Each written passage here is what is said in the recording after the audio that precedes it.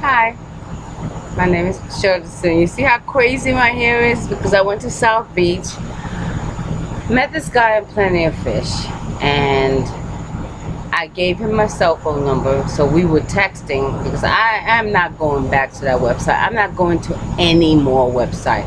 If I'm ready, if I'm willing to marry myself, then I'm willing to believe that every Eve has their Adam and God has the man for me. I don't need to search anymore. He's gonna come to me. He's gonna come to me. So no more Plenty of Fish.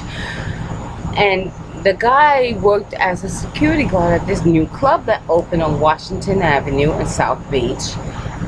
And I went there. I go there. There's nobody there. It's a room full of women. The music is so loud you can't even hear yourself think. I'm saying, wait a minute. Do they want Liberty City kind of women and men who ain't gonna spend a dime on liquor? Or do you want the classy people who's gonna be buying bottles on top of bottles? The room was this small and they had the music blasting. So I told my friend, thank you for inviting me, but I'm outie. Got my free drink, and when I went to my free drink, they usually give that little cup with a little vodka, because that's the free thing. I got a martini glass full of my kamikaze straight up, and I drank it, and I left, and I walked. I knew it was okay for me to drink this because I knew I was going to be walking and dancing. I walked like 20 blocks to get to Clevelander. I was a Clevelander. No, before I got to Clevelander, I met this gay guy. Honey, they were complimenting my dress. I said, You see, I do it backwards, don't I? I do it backwards. Anyway, I'm over there, and there's this one guy. The other friends are not classy like him. And I notice every time it's about talking about payment, he's the first one to go into his wallet, pull out money, because he feels like he has to beg people to be his friend. So he has to buy. I did the same freaking mistake. My sisters, oh yeah, I was the sister on top of the pedestal as long as I was paying for the drinks and buying them the clothes. After that, I became the sister that they were ashamed of, that they speak condescending on, telling me, oh, don't say that. Oh, don't talk that. Oh, Michelle, you're speaking too loud. Michelle, my God. They're going to realize what a great sister they had, and they're going to miss me. They're going to miss me because I gave them everything. And when I needed them, they were not there. My younger sister, she hates the fact that I'm talking about my illness. And she hates the fact that I've kept a diary for 20 years. She hates the fact that she was not there for me when my son's father took custody of my son. I begged her to help me. I knew I was getting sick. I begged her and begged her and begged her. Oh, all those birthday parties you go, take my son. Why aren't you asking my son? He's 4 years old. I took care of you like you were my child, and the bitch can't even ask my son to go to a birthday party. My son, I'm so sick. My mother's paranoid schizophrenic. He's going outside, walking up and down the block, begging people to be his friend. It wasn't until he was 12 years old that the kids that moved next door, they showed him what true friendship is about. And those are his best friend, and they'll be his best friend until the day he died. I've never even had that. That's how bad I've had. My best friend was Lee Fletcher. He was my best friend, and Michelle Brody. They were my best friend. They loved me unconditionally. You can't, friendship, there is nothing there for either person except to support each other, love each other unconditionally.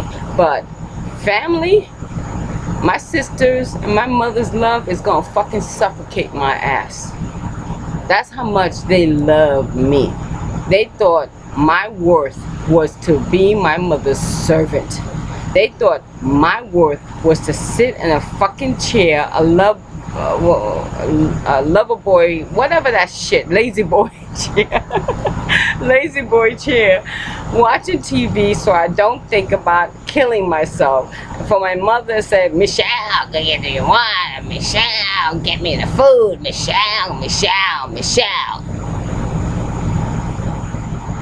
And I allowed all of this, so I can't be angry at them. I can't, because I allowed it, because I thought I hated myself more than anybody could have ever hated me.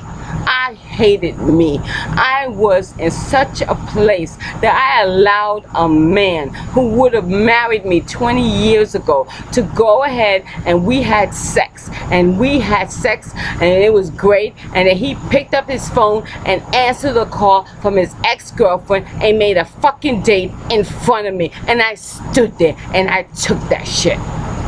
That's how low I got. Not only that, I come back, he will call me when he want a booty call, and I will jump because, my God, I'm getting a fucking dick. Alright, it's been so long since I had a consistent dick. I've never been able to roll over in bed and say, oh, I'm horny, and somebody was there. That's how fucking pathetic my life was. And then I go to his house and I say, I'm horny, right? He said, oh, I can't give you anything, Michelle, because I gotta go fix my mother's faucet in the other house. Now, Steve says a guy will fuck a tree if it had a hole. And this guy, he's getting me, who's fantastic in bed, that I am so tight that after I come or you come, I get tight again. And he's playing me like this guy that wanted to marry me. And not only that, he went on top of that. He took a picture, and I don't allow guys to take pictures of me because I'm not going to be part of your portfolio saying, oh, I fucked her, I fucked her, I fucked her. So I don't give my pictures out. And he stood there, and he took a picture of him entering me. And he took the picture. And he started believing that he had me. I was so worthless. I hated myself so much that he could just like text me the picture, and my ass would get off the couch, get dressed sexy, and drive over the house to get a fucking little this-inch dick. That's how fucked up it was. Yeah, call me crazy, I don't know. But I beat myself up over that for so long. I did. The treatment that I allowed men to treat men, this fantastic woman, but I can't be angry. I'm about to tear up, but I can't be angry. I allowed it. I allowed it. That's how this illness took me down. It took me down to believe I wasn't worthy of anything. I wasn't worthy. Every thought, every day was how I was a terrible mother, I was a terrible daughter. My father stopped loving me when he had this illness. Because I had this illness, and I took drugs to self-medicate because they had lithium back then. Lithium, that medication will make you feel like a zombie. And the shit I went through in those institutes, being raped, left in a room to shit on myself. I mean, the treatment I got in these institutes, you cannot even begin to believe how it breaks you down. It breaks you down. But I don't want this to be about something negative. I understand. I was supposed to go through all of this, but God, did I have to suffer so much? Did I have to go 20 years of my life without a mate? What did I do that was so fucking terrible to punish me in this way? I've been there for everybody, and I don't have a fucking soul. Not my son, not my mother, not my sister, not one of them. It took my nephew in Canada to say, Michelle, I'm so proud of you. I'm proud of you because you admit you have this illness, and my family cannot even fucking see that. And I want to leave. Oprah calls me, Oprah doesn't call me, I don't give a fuck, because I have a job that will pay me, and I'll travel. I'm getting the fuck out. You know, my mother, unless she's dying, don't call me. She's at a hospital. I'll fly in and I'll see her. But don't fucking call me anymore. I am done. Since 17 years old, working 2 fucking jobs, taking care of my father's family because he wanted to get the fuck out because he had a crazy wife and a crazy daughter. So he left and made a second family. And when he found out I had my illness, and because I tried cocaine to like self-medicate, he stopped loving me. But he refused to die. He refused to die until, I mean, they said he was dead. And he still had a pulse, and they couldn't proclaim it until I came in that room and I said, Daddy, let go. I will always take care of my mother. Financially, I will always take care of her, but otherwise I am done. I am done. As much fun as I have when I'm with my sister, I don't want to see them for a fucking year. They have treated me so awful. So awful. They talk to me so condescending. This is the sister that they put on a pedestal, and because I have this illness, they see me as a 5-year-old child. Oh, wait a minute. Let me stop. This wasn't supposed to be about sadness.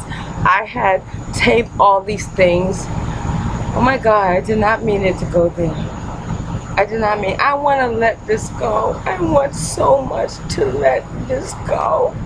I don't want to hate anybody. I don't want them to control me by making me angry. I'm giving them my power. I need all the power I can get. I can't give it away to anybody. So, but it's my family that's supposed to love me unconditionally, and every day they prove to me they think I am shit. They think I am shit. Oh my God, I want so much. If somebody could give me enough money so I could go and get an apartment away from them, so I could travel and until Oprah calls me or somebody call me, because my God, you think Nene is controversial? She ain't got shit on me. And I practice on South Beach. And not only that, I have my godmother who was a white witch, and yes, she gave me her power. I will say that. But first, it comes from God. It comes from God. And I told this guy, I met this gay guy, I said, stop paying for everything. You are paying, you're the first one to go for your wallet because you think that you should be forever grateful that these people are your friend. They're not even worth to lick your boots. You showing off, say I got some money, and you ain't got a pit to pot you ain't got a pot to piss in the window out of. Oh my God.